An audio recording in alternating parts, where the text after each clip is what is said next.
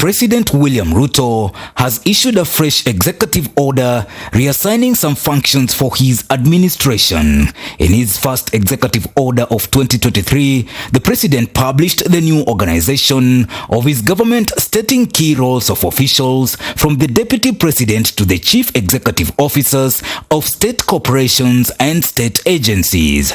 Some notable changes include Deputy President Rigathi Gachagua getting a new role in the coffee reforms sector. This comes amid conflict between the Ministry of Agriculture and Capital Markets Authority on who exactly is the parent body of the Nairobi Coffee Exchange. This is also seen as a timely arrow to stem the rising perceived bad operational blood between the DP and Prime Cabinet Secretary Musalia Mudavadi. It is important that we work as a team. Serikali ni moja. Na hiyo serikali ni ya Dr. William Samoei Ruto kama kiongozi wetu. Hakuna serikali ya Mudavadi, hakuna serikali ya Hobbs, hakuna serikali ya Gachagua, hakuna serikali ya my friend Mvurya. Serikali ni ya President William Ruto, na sisi wote tuko hapa kumsaidia ili atekeleze wajibu wake. Move also comes at a time the DP has for some time now been embroiled in management conflict with Nairobi Governor Johnson Sakaja. Na nimemwambia gavana wa Nairobi tutakaa chini na yeye kwa sababu sisi ndio tulimchagua. Mimi ndio niliketisha Wakikuyu pale Nairobi nikamwambia wamchague.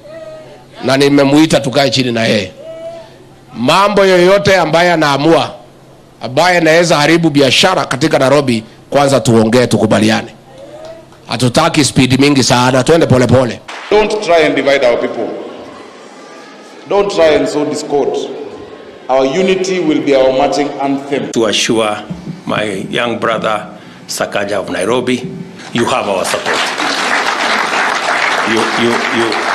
You have our support in ensuring that our city, I know I have discussed with you this, and you have my support in ensuring that we reorganize the city, we make the city work for all the city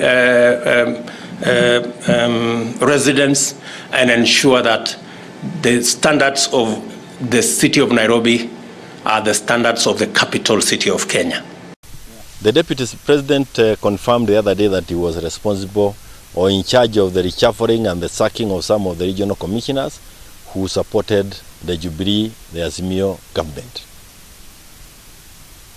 We now have learned actually that some of the chiefs, assistant chiefs, even ACCs within Mount Kenya region have been suspended, some sacked, others transferred, horera. And we want to remind the current government that the public servants today are expected to serve the government of the day, the UDA government.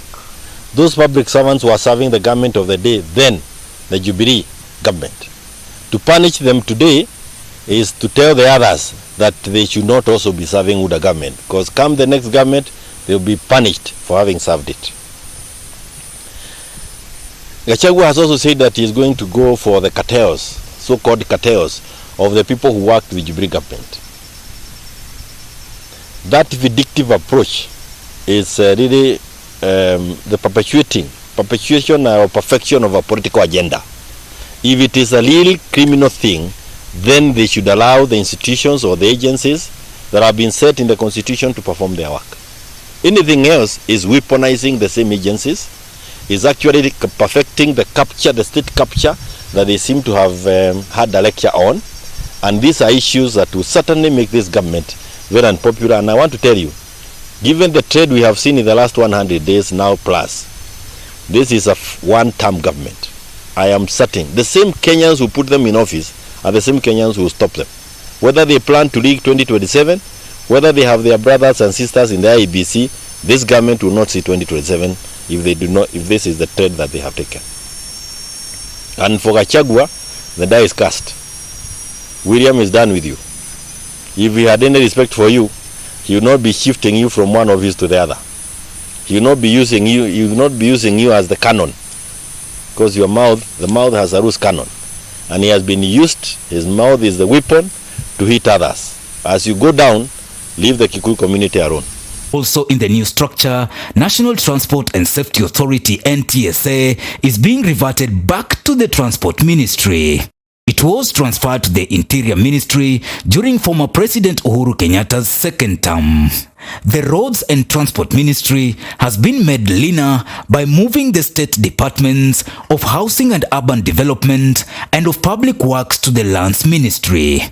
Kenya Kwanza's Hustler Fund has been placed under the State Department for Micro, Small and Medium Enterprises.